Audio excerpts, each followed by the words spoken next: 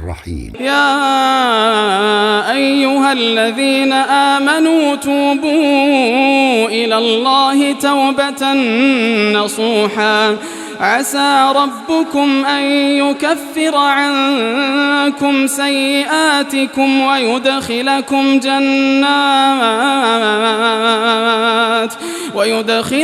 جنات تجري من تحتها الأنهار يوم لا يخزي الله النبي والذين آمنوا معه نورهم يسعى بين أيديهم وبأيمانهم يقولون ربنا أتمم لنا نورنا واغفر لنا إنك على كل شيء قدير. Sebuah amalan yang menjadi titik mula bagi seseorang yang hendak berhijrah atau kembali kepada Allah Subhanahu wa taala, yaitu adalah at-taubah, bertaubat kepada Allah Subhanahu wa taala. Bertaubat kepada Allah Subhanahu wa taala itu hukumnya wajib, karena manusia itu tidak pernah lepas daripada perbuatan dosa.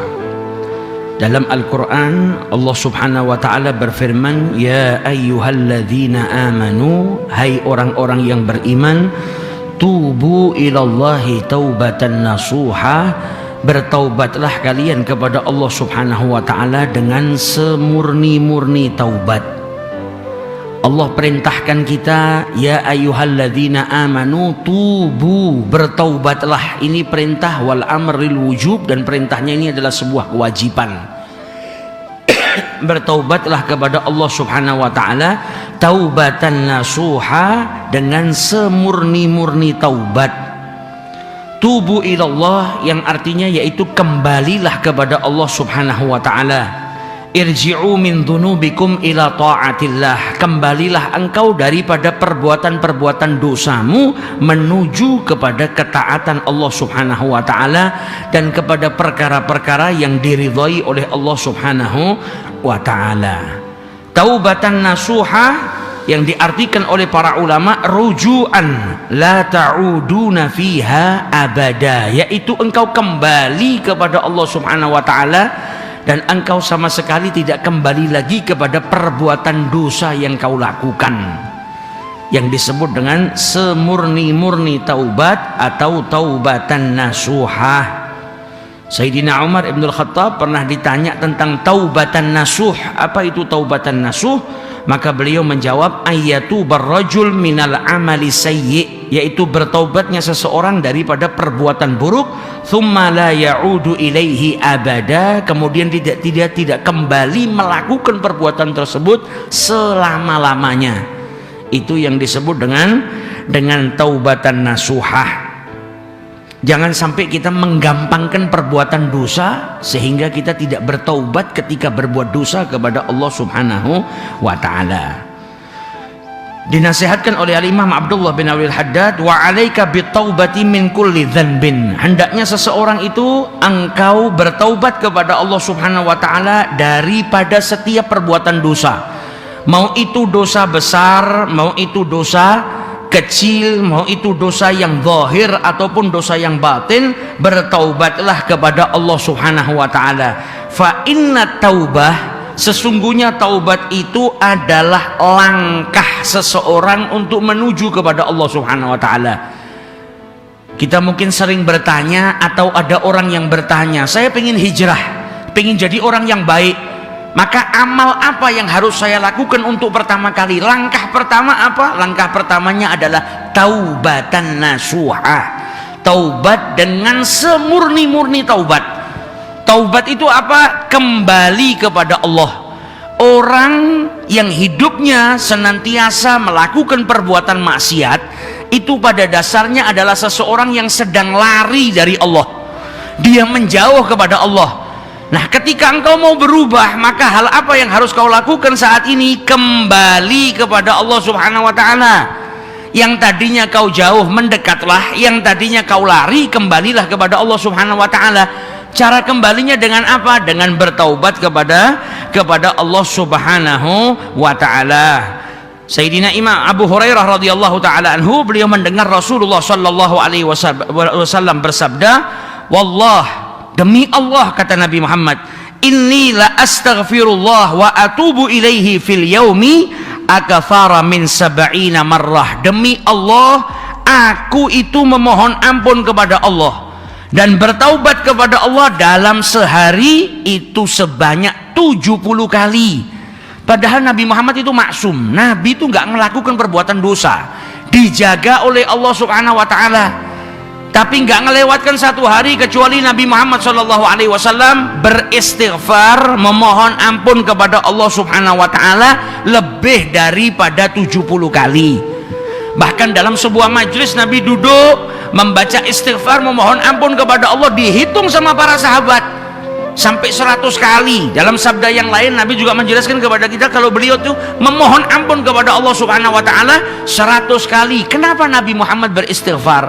Kenapa Nabi Muhammad memohon ampun kepada Allah? Ngajarkan kepada kita. Jangan sampai kita berpikiran Nabi Muhammad berbuat salah kemudian minta ampun. Ya, Nabi itu maksum. Para nabinya Allah itu dijaga oleh Allah Subhanahu wa taala, mereka terbebas daripada perbuatan dosa. Tapi istighfarnya para nabi sebagaimana dijelaskan oleh para ulama, karena nabi, apalagi Nabi Muhammad itu setiap hari mengalami kenaikan derajat. Jadi derajatnya tambah naik, tambah naik, tambah naik. Setiap kali naik ke derajat yang berikutnya, beliau beristighfar memohon ampun atas derajat sebelumnya. Padahal nggak ada perbuatan salah. Atau karena kesibukan Nabi Muhammad SAW yang melihat perkara umatnya, sampai akhirnya ketika beliau sedang ngurusi umatnya memutus zikirnya. Padahal ngurusin umat itu bagian daripada ibadah, tapi itu diistighfari sama Nabi Muhammad SAW. Dan juga istighfarnya para nabi, tasyri', istighfarnya Nabi Muhammad SAW mengajarkan kepada kita, sehingga kita bisa berpikir kalau Nabi saja yang nggak punya dosa memperbanyak istighfar dan memohon ampun kepada Allah, maka tidak pantas kita yang banyak berbuat dosa ini nggak bertaubat, nggak meminta ampun kepada Allah Subhanahu wa ta'ala. Kalau nyadar kita punya perbuatan dosa, maka bergegaslah untuk memohon ampun kepada Allah Subhanahu wa taala. Dan dalam hadis diriwayatkan oleh Al-Aghar bin Yasar radhiyallahu anhu, dia mendengar Nabi Muhammad sallallahu alaihi wasallam bersabda, "Ya ayyuhan nas," hai manusia. Nabi Muhammad ini menyerukan untuk seluruh manusia. Dijabarkan oleh para ulama, ucapannya Nabi bukan hanya untuk umatnya. Ya ayyuhan nas, wahai manusia, berarti ya mukminnya, ya kafirnya. Mau yang beriman kepada Allah, mau yang tidak beriman kepada Allah sekalipun, itu masuk dalam seruannya Nabi Muhammad SAW. Ya ayyuhan nas, tubu ilallah, bertobatlah kalian kepada Allah, wastaghfiruhu, dan mintalah ampun kepadanya. Kalau mukmin taubatnya dengan apa? Berhenti daripada perbuatan maksiatnya, kembali kepada Allah. Kalau kafir yang nggak beriman kepada Allah, taubatnya dengan apa? Dengan kembali kepada Allah untuk apa? Bersaksi tiada Tuhan selain Allah Subhanahu wa taala. Taubatnya orang kafir atau kembalinya orang kafir kepada Allah dengan apa? Dengan masuk ke dalam ajaran yang dibawa oleh Nabi Muhammad sallallahu alaihi wasallam. Diserukan sama Nabi Muhammad, ya ayuhan nas, tubu ilallah, bertaubatlah kalian kepada Allah dan mintalah ampun kepadanya. Fa inni atubu fil yaumi mi'ata marrah, aku itu dalam sehari semalam bertaubat kepada Allah 100 kali. Lah kalau Nabi yang nggak punya dosa aja taubatnya sampai 100 kali, kita yang sadar banyak perbuatan dosa yang kita lakukan, berapa banyak kita bertaubat? 1 kali nggak cukup. Memangnya dosa kita dalam sehari semalam 1 kali, 2 kali, 3 kali masih belum cukup. Kalau 10, 20 kita masih nyadar belum cukup, apalagi kalau nggak taubat sama sekali, nggak minta ampun sama sekali, nggak istighfar sama sekali. Wa'iyadzubillah. Berarti kita nggak nyadar kalau kita berbuat salah, atau kita menggampangkan dan nggak nganggep mau berbuat salah, mau maksiat, masa bodoh. Ini penyakit yang bahaya. Penyakit yang bahaya itu apa? Ketika seseorang berbuat maksiat, dia tidak menyesali perbuatan maksiatnya. Jadi kalau kita itu masih berbuat maksiat, namanya manusia, kita nggak lepas daripada perbuatan salah. Tapi ketika kita berbuat maksiat kemudian kita nyadar kalau itu perbuatan buruk, itu bisa mendatangkan kemurkaannya Allah, kita nyesel, berarti kita masih punya iman yang kuat kepada Allah. Anugerah dari Allah. Saat kita berbuat maksiat, nyadar kalau itu maksiat, nyesel, nangis, merasa rugi. Beruntung orang yang seperti itu. Walaupun dia berbuat salah, tapi ketika dia menyadari itu perbuatan salah, menyesali, itu orang-orang yang beruntung. Karena dia sedang dituntun oleh Allah Subhanahu wa Ta'ala untuk apa? Dapat ampunan dari Allah. Digerakkan hatinya untuk menyadari itu perbuatan salah, digerakkan hatinya untuk menyesali perbuatan yang dia lakukan. Tidak digerakkan hatinya oleh Allah kecuali Allah sudah menyiapkan ampunan bagi dirinya. Tapi kalau maksiat setelah itu ketawa-ketawa, maksiat setelah itu sama sekali nggak takut, nggak nyesel, hatinya sama sekali tidak ada perubahan, nggak nganggep kalau itu perbuatan maksiat, terserah Allah mau murka mau tidak, saya mati masuk neraka atau tidak, saya nggak peduli, mau di neraka pun nggak apa-apa, sing penting uripku enak, sing penting saat ini hidup saya enak. Nah, ini penyakit yang bahaya. Karena apa? Berarti dia sudah tidak punya hubungan yang kuat dengan Allah Subhanahu wa Ta'ala. Dia nggak lagi memperdulikan Allah murka sama dirinya atau cinta sama dirinya.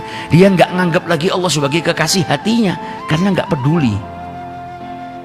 Sebaliknya, kalau kita cinta sama Allah, kita nggak akan betah ketika kita berbuat salah kepada kekasih hati kita kecuali cepat-cepat minta maaf. Seorang wanita yang mencintai suaminya, namanya manusia, nggak maksum. Terkadang istri mau solehahnya kayak apa, terkadang berbuat salah sama suaminya. Tapi karena cintanya, dia nggak akan diam daripada perbuatan salahnya. Yang ada dia minta maaf, kemudian memperbaiki dirinya. Kenapa? Cinta. Seorang suami yang berbuat salah kepada istrinya, dia nggak akan diam berhari-hari, bikin istrinya sakit hati, bikin istrinya murka karena perbuatan salahnya nggak betah. Karena cinta mendorong dirinya untuk cepat-cepat menyesali perbuatan salahnya, minta maaf dengan kekasih hatinya. Begitu juga seorang anak atau orang tua kepada anaknya. Lah, kita yang ngaku cinta kepada Allah, berbuat salah sama Allah, bikin Allah murka kepada kita, terus tenang lewat sebulan, 2 bulan, 3 bulan, sama sekali nggak minta ampun sama Allah Ta'ala, berarti cinta kita dusta, perlu dipertanyakan.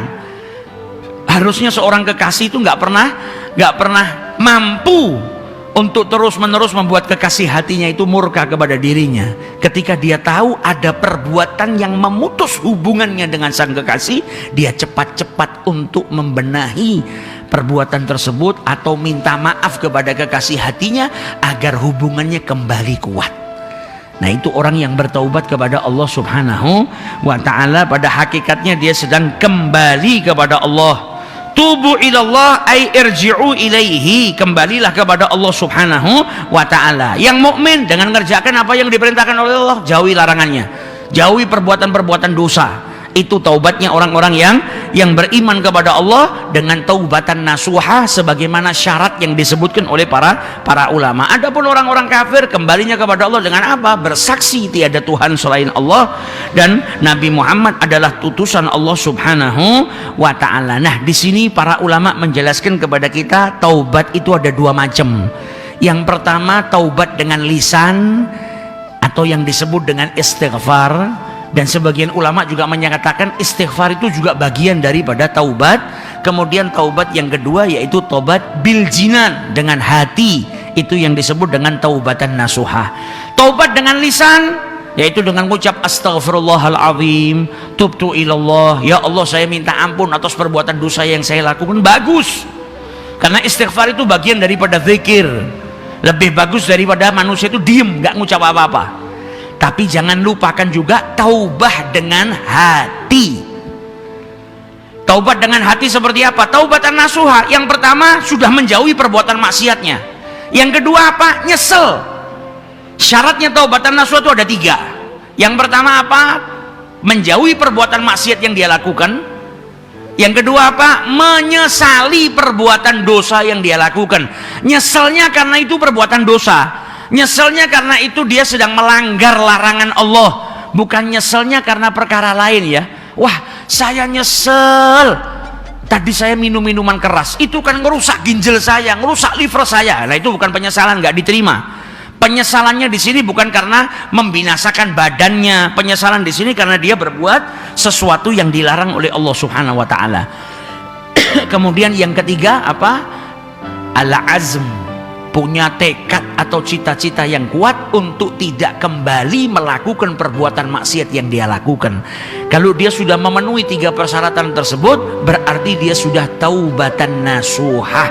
Nah, kalau dia sudah bertaubat dengan taubatan nasuhah, insya Allah dosa-dosanya akan diampuni oleh Allah Subhanahu wa ta'ala. Adapun kalau taubatnya cuma dengan lisan, lisannya ngucap astaghfirullah atau tubtu ilallah, lisannya ngucap minta ampun sama Allah atau minta diberikan ampunan oleh Allah Subhanahu wa ta'ala, tapi hatinya masih terus ingin melakukan perbuatan maksiat, hatinya sama sekali nggak nyeseli kalau dia melakukan perbuatan maksiat yang dia lakukan, jadi istighfarnya cuma pura-pura. Nah, yang seperti ini nggak diterima oleh Allah Subhanahu wa ta'ala. Yang dikatakan oleh para ulama, istighfaruhu yahtaju ilal istighfar, istighfarnya butuh diistighfari. Karena apa? Hatinya masih tetap pengen maksiat, gak nyesel, seneng, lisannya cuma ngucap etok-etok, ngucap astaghfirullah, saya minta ampun ya Rabb, tapi hatinya masih senang sama perbuatan maksiat. Atau yang pertama, syarat pertamanya nggak dilakukan, apa? Masih maksiat, belum keluar daripada perbuatan maksiat, belum nyudahin perbuatan maksiatnya, tapi dia beristighfar. Nah, ini yang disebut dengan istighfaruhu, istighfarnya masih butuh diistighfari. Dan diriwayatkan dari Ibnu Abbas radhiyallahu taala anhu, sebagaimana disabdakan Nabi Muhammad bersabda apa? At-taibu minadz-dzanbi kaman la dzanbalahu, yang bertaubat daripada perbuatan dosa itu seperti nggak berbuat dosa. Kemudian diriwayatkan oleh Ibnu Abbas, beliau mengatakan wal mustaghfiru minadz-dzanbi, dan orang yang memohon ampun daripada perbuatan dosanya, kata beliau, wa huwa muqimun alaihi, tapi dia masih terus melakukan perbuatan dosanya, berarti tobatnya tidak dari hati, dia nggak nyesel, dia nggak punya tekad yang kuat untuk meninggalkan, hatinya masih pengen maksiat, tapi lisannya mengucapkan minta ampun kepada Allah. Maka kata beliau apa? Kal mustahzi' bi rabbih, maka orang yang seperti itu seperti dia sedang mengejek Allah Subhanahu wa ta'ala. Lisannya ngucap minta maaf, tapi hatinya masih terus ingin berbuat maksiat. Sama seperti kalau ada orang berbuat salah sama kita, datengin kita, perbuatan salahnya misalnya apa? Kalau ngomong sama kita kurang ajar, pakai ngeplak kepala, dia datang, nyuwun pangapunten nggih, saya dimaafkan ya daripada perbuatan salah saya, pak, dikeplak kepala kita. Nah, ini yang bukan minta maaf tapi mustahzi', yang ada dia ngejek kita, mempermainkan kita. Begitu juga dengan seseorang yang minta ampun sama Allah tapi hatinya tetap maksiat, hatinya nggak nyesel, hatinya pengen melakukan, atau dia masih terus melakukan perbuatan dosanya, nggak nyeseli sama sekali. Nah, itu seperti kal mustahzi' bi rabbihi wa'iyadzu billah. Maka jangan sampai kita cuma mohon ampun dengan lisan. Mohon ampun dengan lisan bagus, bagian daripada zikir, dan itu mendatangkan maghfirah dari Allah. Tapi juga jangan lupakan untuk bertaubat dengan hati. Dengan apa? Menjauhi perbuatan maksiat, menyesali perbuatan maksiat yang sudah kita lakukan, punya tekad yang kuat untuk tidak ngulangi. Kalau sudah seperti itu, sudah taubatan nasuha. Kalau dengan berjalannya waktu nanti terjerumus lagi, ya ulangi lagi, nyeseli lagi, dan tanamkan tekad yang kuat, jaga supaya apa? Tidak terjerumus lagi. Kalau sampai terjerumus lagi, ya lakukan itu kembali. Yang penting kita nggak punya niat main-main. Kalau taubatnya main-main, wah aku tak jaluk ngapunten kali Gusti Allah, saya tak minta ampun sama Allah Ta'ala, habis itu nek maksiat ya saya tak taubatan lagi, taubatan nasuha lagi. Nah, ini mempermainkan Allah Subhanahu wa Ta'ala. Tidak boleh. Dan jangan sampai kita membeda-bedakan perbuatan dosa. Allah, ini dosa kecil. Dosa kecil kan dengan amal soleh bisa diampuni sama Allah. Wa adbi'is sayyi'atal hasanatamhuha. Habis berbuat dosa kecil saya tak istighfar kan diampunin. Habis berbuat dosa kecil saya tak sholat kan diampunin. Nah, itu main-main sama Allah Ta'ala. Dosa kecil kalau dilakukan 5-6 kali ya jadi banyak. Dosa kecil kalau istiqomah dilakukan terus menerus ya jadi dosa besar saking banyaknya. Dan orang kalau menyepelekan seperti itu, menyepelekan Allah, itu menjadi dosa besar di akhirnya, karena ngentengkan Gusti Allah. Jadi seseorang yang cinta kepada Allah Subhanahu wa Ta'ala, jangan sampai dia memandang dosa itu perkara yang gampang. Mau itu dosa besar, mau itu dosa kecil, engkau sedang melanggar Allah, mau itu dosa kecil, mau itu dosa besar, engkau sedang dimurkai oleh Allah. Yang berbuat dosa kecil belum minta ampun sama Allah, dia dimurkai sama Allah. Jangan pernah merasa betah engkau dalam keadaan dimurkai oleh Allah. Sebagaimana kita nggak pernah betah kalau ada kekasih hati kita marah sama kita. Kalau bapak kita marah kita nggak betah, ibu kita marah kita nggak betah, istri kita marah kita nggak betah, anak kita marah sama kita nggak betah. Kita ingin cepat-cepat menjalin hubungan yang baik, memperbaiki hubungan. Maka jangan pernah merasa betah kalau Allah sedang murka kepada dirimu. Caranya gimana? Kembali kepada Allah, bertaubat kepada Allah Subhanahu wa ta'ala. Jangan sampai engkau dipanggil oleh Allah dan Allah dalam keadaan murka kepadamu, wa'iyadzubillah. Karena taubat tadi waktunya cuma 2. Selagi matahari belum terbit dari barat, belum datang hari kiamat, engkau masih bisa bertaubat. Atau yang kedua, rohmu belum sampai kerongkongan, belum nazak, belum sakaratul maut, kau masih bisa bertaubat. Tapi kalau sudah sampai di gharah, maka kau tidak lagi bisa bertaubat kepada Allah Subhanahu wa ta'ala. Jadi jangan pernah sepelekan taubat. Kita nggak pernah tahu kapan datangnya kematian, maka jangan pernah tunda taubat. Begitu engkau terjerumus ke dalam perbuatan maksiat, maka langsung kau harus bergegas kembali kepada Allah Subhanahu wa ta'ala. Untuk apa? Memohon ampun kepada Allah Subhanahu wa ta'ala dan minta ampun sama Allah dari lubuk hati. Tidak ada perbuatan dosa yang tidak diampuni sama Allah selagi kita tidak menyekutukan Allah Ta'ala. Asalkan betul-betul dari hati kita minta ampun. Allah itu cintanya sama kita luar biasa. Allah itu cintanya kepada hambanya luar biasa. Pintu taubat itu tidak dikasih batasan waktu, kecuali nanti hari kiamat atau kau mau mati, itu waktunya. Tapi 24 jam pintu taubatnya Allah terbuka. Dalam hadis sampai Allah Rasul sallallahu alaihi wasallam sudah jelaskan kepada kita, Allah itu membentangkan tangannya di waktu malam untuk mengampuni orang-orang yang berbuat dosa di waktu siang. Dan Allah Subhanahu wa ta'ala juga membentangkan tangannya di waktu siang mengampuni dosa-dosanya orang yang berbuat dosa di waktu malam. Yang artinya apa? Pintu taubatnya Allah 24 jam terbuka.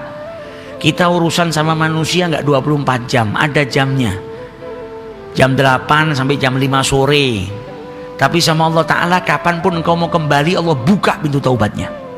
Kapanpun engkau menyadari itu perbuatan salah dan engkau mau memohon ampun kepada Allah Subhanahu wa ta'ala, maka pintu taubatnya Allah terbuka 24 jam. Mau malam, mau pagi, mau siang, Allah nggak pernah merasa bosan dengan taubatnya hambanya. Walaupun seorang hamba itu kadang sampai bosan dari taubat. Saking banyaknya seorang hamba itu berbuat dosa, saking banyaknya dia bertaubat sampai dia bosan, Allah nggak pernah bosan nerima taubat hambanya. Kapanpun hambanya mau kembali kepada Allah, Allah bukakan pintu taubatnya selebar-lebarnya. Bahkan bahagianya Allah ketika seorang hamba itu bertaubat kembali kepada Allah lebih bahagia daripada seseorang yang disebutkan oleh Rasulullah, dijelaskan dalam hadis diriwayatkan oleh Imam Bukhari. Ada orang yang nunggangin unta, bawa bekalnya, bawa makanannya, bawa uangnya. Kemudian di tengah jalan dia turun dari untanya, untanya hilang. Padang pasir, unta dan bekalnya hilang. Dia cari nggak ketemu. Sampai dia mengira apa? Dirinya akan binasa. Karena apa? Dia berada di tengah padang pasir. Makanan tidak ada, minuman tidak ada. Yang nganterkan dirinya untuk pergi ke desa selanjutnya, ontanya nggak ada. Jalan nggak mampu. Kalau dipikir dengan akal, wah saya mati sudah. Karena makanan tidak ada, minuman tidak ada, kendaraan tidak ada. Nyari nggak ketemu sampai akhirnya dia putus asa. Duduk di bawah pohon, bernaung dari teriknya matahari. Kemudian ketika dia sedang istirahat di bawah pohon tadi, dia temukan untanya di hadapannya. Bayangkan orang yang sudah putus asa, ngira dirinya bakal mati, bakal binasa karena unta dan bekalnya hilang. Tiba-tiba dia buka mata, untanya ada di depannya. Sama Nabi sampai disebutkan saking bahagianya orang tersebut karena nemukan unta dan bekalnya, sampai doanya itu salah, ngucapnya salah. Allahumma innaka abdi wa ana rabbuk. Ya Allah, engkau itu hambaku dan saya adalah Tuhanmu.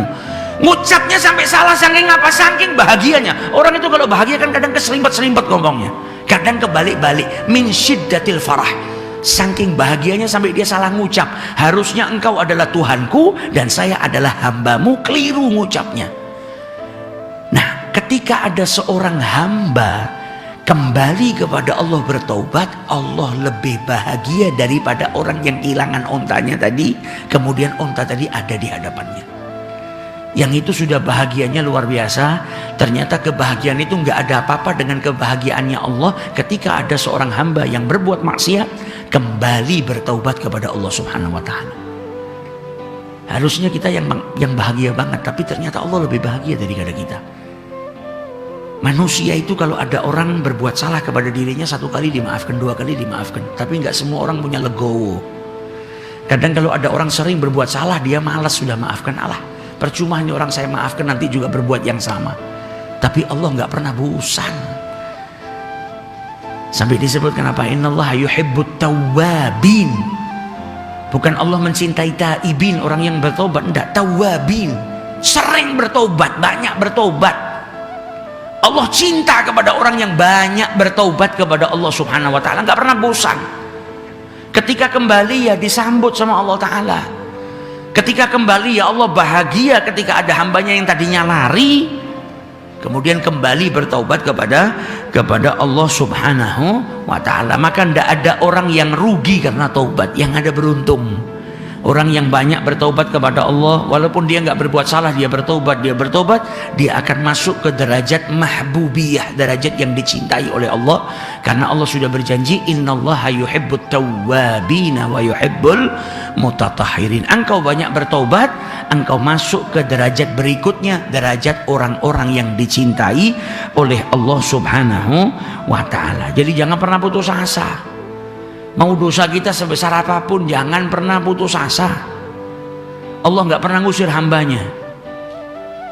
Selagi dia mau kembali kepada Allah, taubatan nasuha, diampuni dosanya. Lihat bagaimana Allah berfirman dalam Al-Quran, Qul ya ibadi. Siapa yang dimaksud dengan ibadi, hambaku? Allah sedang berbicara dengan siapa? Dengan hambanya yang soleh, yang sujud terus di masjid? Enggak. Ya ibadi alladzina asrafu ala anfusihim. Yang kelewat batas maksiatnya banyak, yang zina, yang bunuh orang, yang mencuri, yang perbuatan dosanya banyak, berlumuran dosa, sama Allah gak diusir, masih dipanggil ibadi. Padahal orang tua itu yang sayangnya sama anaknya, kadang kalau anaknya banyak berbuat salah gak dianggap anak sudah. Kadang orang tua itu mutus hubungan, kok bukan anak saya lagi, saking banyaknya melakukan perbuatan salah. Saking banyaknya melakukan perbuatan salah. Tapi Allah ketika berbicara dengan hambanya yang berlumuran dosa, kelewat batas, masih dipanggil ya ibadi, wahai hambaku. Alladzina asrafu ala anfusihim, yang kelewat batas, banyak berbuat maksiatnya. Apa terus diancam sama Allah? Apa firmannya Allah?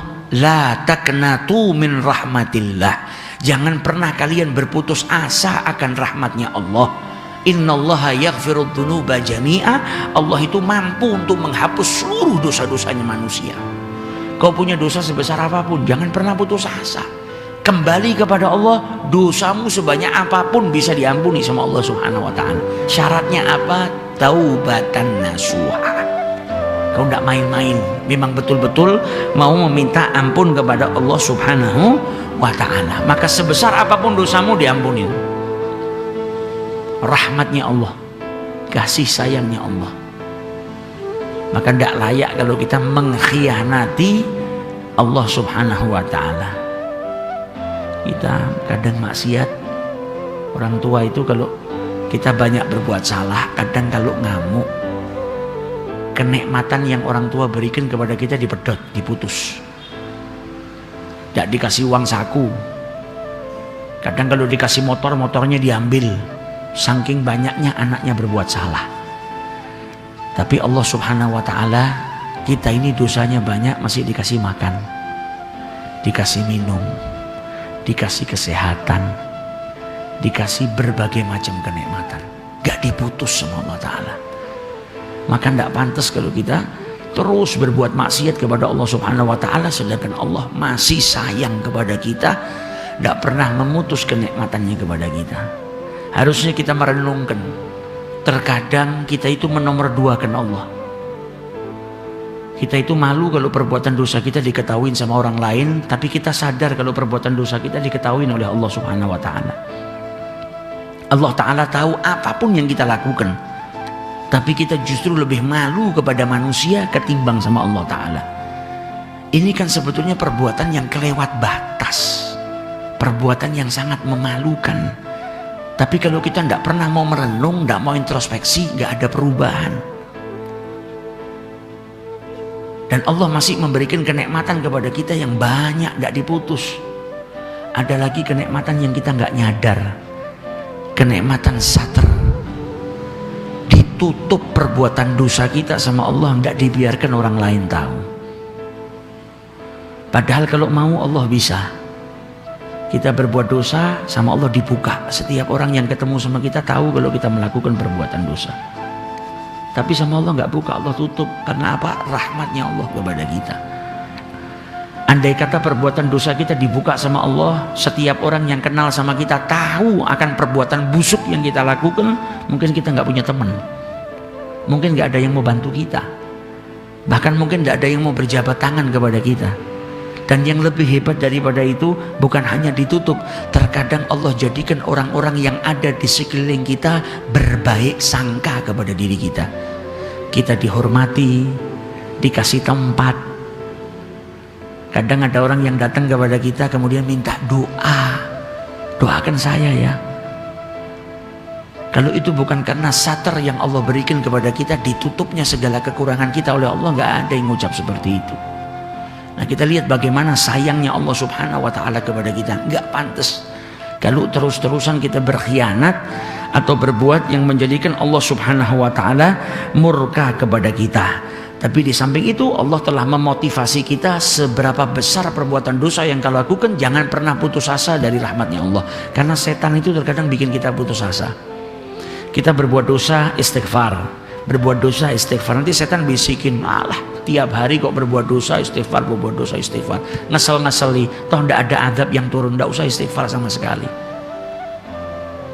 Atau kita dibikin, tidak mungkin saya itu kalau minta ampun diampuni sama Allah Ta'ala, mending wis tak lanjut no saja.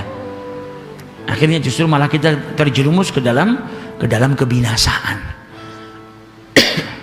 Jangan pernah putus asa sama Allah, bukan berarti kita ngenteng no. Jangan sampai ngentengkan, karena manusia bisa kita tipu, Allah enggak.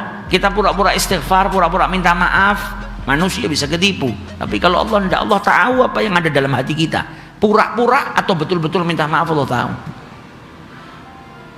Jangan putus asa dan bertaubat kepada Allah dengan taubatan nasuhah, dengan sebaik-baik taubat. Jangan asal-asalan. Diriwayatkan oleh Sayyidina Jabir radhiyallahu anhu, dulu ada orang yang masuk masjidnya Nabi Muhammad, Arabi, orang Badui masuk masjidnya Nabi. Sampai di masjidnya Nabi, kemudian dia mengucapkan istighfar, Allahumma inni astaghfiruka wa atubu ilaik. Allahu Akbar, langsung sholat. Selesai sholat, Sayyidina Ali bin Abi Thalib radhiyallahu anhu berkata kepada lelaki tersebut, inna sir'atal lisan bil istighfar taubatal kadzabin. Sir'atal lisan, cepat-cepat dalam memohon ampun kepada Allah, itu taubatnya para pendusta. Kalau kau merasa salah, harusnya nggak cepet-cepet, nggak cuma seremonial, astagfirullahaladzim, selesai. Tapi harusnya kau ucapkan itu dengan penuh pengagungan kepada Allah. Kau hayati, nangislah atas perbuatan dosa yang pernah kau lakukan, dan pikirkan betapa cintanya Allah kepada dirimu. Jadi kita kalau minta ampun sama Allah itu renungkan, ya Allah, Engkau ini masih berikan saya kesehatan padahal saya nggak pernah sholat. Ya Allah, Engkau masih berikan saya keluarga yang sakinah, nggak porak-poranda, keluarga saya nggak hancur, padahal masih banyak daripada kewajiban yang Kau perintahkan kepada saya nggak saya kerjakan. Banyak perbuatan dosa yang Kau larang saya masih lakukan. Kau masih berikan saya anak, Kau masih berikan saya pekerjaan. Sampai hari ini berapa banyak saudara-saudara saya yang di PHK, nggak bisa mencari makan, tapi Kau masih berikan saya pekerjaan. Kau kirimkan pelanggan ke tempat saya, Kau kirimkan rezeki, padahal banyak perbuatan dosa yang saya lakukan. Renungkan itu, nangislah diri kita, minta ampun sama Allah. Supaya apa? Supaya betul-betul kita bisa tahu betapa sayangnya Allah kepada kita. Supaya kita juga bisa melembutkan hati kita, supaya kita bisa betul-betul beristighfar, memohon ampun kepada Allah dengan taubatan nasuha. Bukan cuma seremonial ngucap astagfirullah. supaya kita nggak tergolong sebagai orang yang dikatakan oleh Sayyidina Ali bin Abi Thalib apa, inna sir'atal lisan bil istighfar taubatal kadzdzabin. Ngucap istighfar cepat-cepat dengan lisan itu adalah taubatnya para pendusta. Nggak betul-betul minta ampun. Kita kalau berbuat salah sama orang, misal kesalahannya besar, berbuat salah sama orang, kesalahannya besar, kan kita mau minta maaf saja, mikirkan bagaimana cara minta maaf yang baik, bagaimana supaya saya dimaafkan. Kadang orang itu minta maaf ke rumahnya orang, tidak dibukain pintunya, ditunggu. Karena apa? Betul-betul merasa dirinya salah, pingin dapat maaf daripada orang yang dizolimi. Tidak dibukakan pintu, nunggu. Tidak apa-apa, yang penting saya dimaafkan. Ketika kita punya salah sama orang, masa kita datangin orang, nyuwun pangapunten nggih, tinggal. Padahal salahnya besar. Saya minta maaf ya, tinggal. Ini nggak betul-betul minta maaf. Kalau minta maaf kan dia bukan dengan cara yang seperti itu. Nah, kita itu rela nunggu di depan pintu rumahnya orang kalau kita punya salah sama dia supaya kita dimaafkan. Lah kenapa kita nggak mau nunggu di pintunya Allah Subhanahu wa taala yang nggak pernah terkunci bagi kita? Sayyidina Ibrahim ibn Adham itu pernah mau pergi ke masjid, ngelihat ada anak kecil yang sedang dimarahin sama ibunya. Anak kecil nakal berbuat salah, ibunya ngamuk. Saking ngamuknya anaknya dikeluarkan dari rumah. Keluar kau dari rumah, ditutup pintunya. Anaknya nangis, ngetuk-ngetuk pintu, tidak dibuka sama ibunya, dilihatin sama Ibrahim ibn Adham. Tapi anaknya nggak putus asa, terus dia minta maaf, bu, maafkan saya, bu, maafkan saya. Sampai anak itu lelah. Ibrahim ibn Adham pergi ke masjid, pulang dari masjid, dia dapetin anak itu sudah lelah di depan pintu, dia tertidur. Nggak lama ibunya bukain pintu, dipeluk anaknya, ibunya meneteskan air mata, dibawa masuk. Maka Ibrahim ibn Adham ketika melihat suasana seperti itu, dia nangis yang luar biasa. Keadaan kita sama Allah sama seperti ini, kata Ibrahim ibn Adham. Andai kata kita mau berhenti di depan pintunya Allah, betul-betul mengetuk memohon ampun kepada Allah dari lubuk hati kita, gak mungkin pintu itu akan ditutup oleh Allah Ta'ala. Yang ada pintu taubat itu akan dibuka dan disambut kita oleh Allah Subhanahu wa Ta'ala, karena Allah bahagia dengan hambanya yang bertaubat. Nah, ini orang-orang soleh itu ngelihat pemandangan yang dia lihat dengan matanya, itu mengingatkan dia dirinya dengan Allah Subhanahu wa Ta'ala. Kelihatannya ngelihat anak nangis disuruh keluar sama ibunya, tapi pemikirannya karena dekat dengan Allah, dibayangkan itu seorang hamba yang berbuat salah kepada Allah Subhanahu wa Ta'ala. Jadi nggak ada, jangan sampai putus asa kita daripada perbuatan salah. Wa yubaddilullahu sayyi'atihim hasanat. Perbuatan dosa itu bisa diganti sama Allah dengan kebaikan, asalkan orang itu betul-betul memohon ampun kepada Allah. Diriwayatkan oleh Imam Al-Ghazali, dulu ada salah seorang wanita datangin salah seorang sahabatnya Nabi, Abi Hurairah. Wanita itu tanya sama Abu Hurairah, wahai Abu Hurairah, kira-kira saya kalau tobat diterima tidak sama Allah ya? Perbuatan dosa saya besar. Kenapa kau? Saya berzina, terus meteng ngandung. Setelah itu anaknya lahir tak bunuh atau tak gugurkan. Pokoknya anaknya nggak selamat. Entah itu setelah lahir dibunuh atau di perutnya digugurkan anaknya. Kaget Abu Hurairah. Apa kata Abu Hurairah? Halakti wa ahlakti. Engkau binasa dan membinasakan. Tidak ada taubat buat orang seperti itu. Perempuan tadi saking takutnya sampai pingsan. Zaman dulu kalau ada orang berbuat salah, nggak terus santai.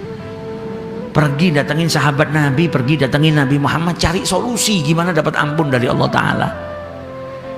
Yang harus kita tanyakan kepada diri kita hari ini, kalau kita berbuat salah, pernah enggak kita nyari orang soleh atau orang yang ngerti ilmu agama, tanya, cari tahu, saya ini berbuat dosa, caranya supaya diampunin gimana?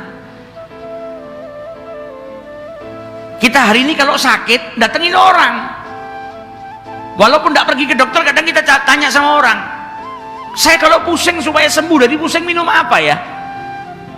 Karena ingin apa? Sembuh daripada penyakitnya. Kita punya penyakit dosa, pernah enggak pergi cari tahu bagaimana penyakit dosa ini disembuhkan? Ini wanita nyari, datang ke Abu Hurairah, tanya, fahali min taubah, saya masih bisa enggak diterima taubat saya sama Allah? Dosa saya besar begini. Abu Hurairah kaget, dijawab enggak bisa. Engkau ini binasa dan membinasakan. Setelah jawab Abu Hurairah baru sadar, ya Allah, kok saya berfatwa sedangkan Nabi Muhammad masih hidup. Pergi dia ke Nabi Muhammad, diceritakan sama Nabi Muhammad, diingatkan dengan tentang ayat wa yubaddilullahu sayyi'atihim hasanat. Di mana engkau dengan ayat ini? Selagi orang itu beriman, tidak menyekutukan Allah, mana dosa yang tidak bisa diampuni sama Allah Subhanahu wa Ta'ala. Maka Abu Hurairah sampai nyari perempuan tersebut di jalan-jalan, tanya sama orang, kau lihat wanita ini enggak, wanita ini enggak, sampai dikira sama orang Abu Hurairah ini sudah kehilangan akal. Jalan nyari perempuan yang tadi ngobrol sama dirinya, sampai dia dapatin wanita tersebut, dikabarkan tentang ayat tersebut, masih ada kesempatan bagi dirinya untuk bertobat. Saking senangnya dia bilang apa? Saya punya harta sedikit. Apa? Saya punya kebun, saya sedekahkan kebun saya itu di jalan Allah. Karena apa? Bahagia masih bisa mendapatkan kesempatan bertaubat kepada Allah Subhanahu wa Ta'ala. Disedekahkan kebunnya di jalan Allah karena bahagia. Berarti wanita ini menganggap apa? Taubah itu lebih nikmat daripada dunia. Kalau kita sebaliknya, kita masih belum rela kehilangan dunia untuk mendapatkan ampunan Allah. Tapi orang-orang yang cinta sama Allah, asalkan dapat ampun dari Allah, apapun yang hilang dari dirinya, sebesar apapun dunia yang hilang, dia nggak peduli. Nah, ini orang-orang yang betul-betul ingin sampai atau ingin dekat kepada Allah Subhanahu wa Ta'ala. Jangan pernah putus asa. Banyak para walinya Allah yang dulu hidupnya juga dalam kegelapan, tapi ketika mereka bertaubat, mereka jadi orang besar. Utbatul Ghulam yang sering kita dengar, bagaimana sebelum beliau jadi wali besar itu beliau ahli maksiat. Dah ada perbuatan dosa kecuali pernah dilakukan. Datang ke majelis.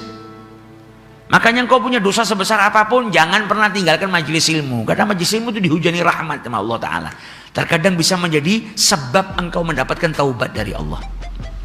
Datang ke majelis, dengar penjelasan di majelis, tergugah hatinya, tanya, saya ini kalau taubat diterima tidak sama Allah? Bisa. Tidak ada orang yang bertaubat kecuali kalau dia betul-betul diterima sama Allah Subhanahu wa Ta'ala. Tapi saking sungguh-sungguhnya dia bertaubat sampai dia berdoa kepada Allah, ya Rabb, kalau engkau terima taubat saya dan engkau ampuni dosa-dosa saya, berikan saya pemahaman yang kuat. Kalau ngaji langsung paham, kalau ngapalkan langsung apal. Dan yang kedua, saya mohon engkau berikan saya suara yang indah, sehingga saya tidak mengkaji Al-Quran kecuali orang-orang yang dengarkan kajian saya hatinya menjadi lembut. Walaupun tadinya hatinya keras. Ya Rabb, berikanlah saya juga rezeki yang halal min ghairi yahtasib. Rezeki yang halal min haitsu la yahtasib, yang tidak terduga-duga. Maka doanya diijabahi sama Allah. Karena apa? Taubatnya benar-benar. Jadi orang yang pahaman, kalau mengaji langsung paham. Jadi orang yang cepat apal, baca Quran dengarkan apa langsung apa. Diberi sama Allah suara yang indah. Kalau ngaji orang taubat dengar suaranya, saking indahnya, ngerasuk ke dalam hatinya orang yang dengar. Dan diberikan rezeki oleh Allah Subhanahu wa Ta'ala min haitsu la yahtasib. Tiap hari ada aja yang ngirim makanan ke rumahnya, ada yang ngirim rezeki dari siapa dia tidak tahu, tiba-tiba sudah ada yang ngirim ke rumahnya. Itu semua rezeki yang Allah kirimkan. Nah, orang yang bertaubat kepada Allah dengan taubatan nasuha, dia juga akan mendapatkan kemudahan dalam hidupnya. Perbanyak istighfar. Supaya apa? Kemudahan. Kita mendapatkan kemudahan dari Allah Subhanahu wa Ta'ala. Mohon ampun kepada Allah itu selain dosa kita diampuni sama Allah. Orang yang memperbanyak istighfar kepada Allah Subhanahu wa Ta'ala itu dikatakan apa? Akan diberikan jalan keluar bagi kesumpekannya. Akan diberikan jalan keluar oleh Allah Subhanahu wa Ta'ala dari apa? Dari sesuatu yang sempit yang ada pada dirinya. Ada kesempitan, diberikan jalan keluar. Sumpek, diberikan kesenangan, jalan keluar dari kesumpekannya. Itu orang yang banyak beristighfar kepada Allah Subhanahu wa Ta'ala. Wa razaqahu min haitsu la yahtasib, dan akan diberikan rezeki yang tidak terduga-duga. Man lazamal istighfar, yang mulazamah terus banyak beristighfar kepada Allah. Jadi obatnya sumpek apa? Istighfar. Siapa yang ngomong? Nabi. Jangan sumpek bingung, kok wah saya sumpek banget ya, ini caranya gimana? Banyak istighfar. Apalagi kalau ngelazimi istighfar, tiap hari punya amalan istighfar, insya Allah tiap hari gak pernah sumpek. Kalau sumpek, istighfar. Banyak masalah, sempit, rezeki sempit, kehidupan sempit, banyak masalah, jalan keluarnya gimana? Banyak istighfar. Kalau sudah dapat banyak istighfar, diberikan jalan keluar dan diberikan rezeki oleh Allah Subhanahu wa taala min haitsu la yahtasib. Jadi tidak ada yang rugi. Mereka yang bertaubat kepada Allah tidak mungkin merugi, karena orang yang bertaubat kepada Allah Subhanahu wa taala akan diberikan kenikmatan yang besar oleh Allah Subhanahu wa taala. Diberikan rezeki, dikabulkan doa-doanya oleh Allah Subhanahu wa taala karena bertaubat di jalan Allah Subhanahu wa taala. Nah, kalau para wali-walinya Allah itu istighfarnya bukan hanya daripada perbuatan dosa. Kalau kita kan masih derajatnya berbuat dosa terus minta ampun daripada perbuatan dosa. Para wali-walinya Allah itu bahkan kalau berbuat makruh saja minta ampun sama Allah taala. Para wali-walinya Allah itu kalau ninggalkan perbuatan baik, ada perbuatan baik ditinggalkan, itu dianggap dosa sama mereka, diistighfari, minta ampun sama Allah taala. Kalau kita masih minta ampunnya daripada perbuatan dosa. Kalau para walinya Allah tidur capek, biasanya tahajud, tiba-tiba bangun sudah subuh, diistighfari. Karena apa? Kehilangan amal baik. Padahal tidak sengaja, tapi diistighfari. Nah, itu para wali-walinya Allah. Kita belum sanggup. Kita perbuatan dosa saja belum semuanya kita istighfari. Nah, kalau para wali-walinya Allah meninggalkan sunnah diistighfari, ngerjakan yang makruh diistighfari, ketinggalan atau kehilangan perbuatan baik, maka mereka beristighfar memohon ampun kepada Allah Subhanahu wa taala. Nah, nanti kalau kita sudah bisa minta ampun sama Allah, bisa istiqomah, naik ke derajat-derajat yang berikutnya. Tapi dari sekarang latih diri kita, kalau kehilangan sesuatu yang baik, nangis.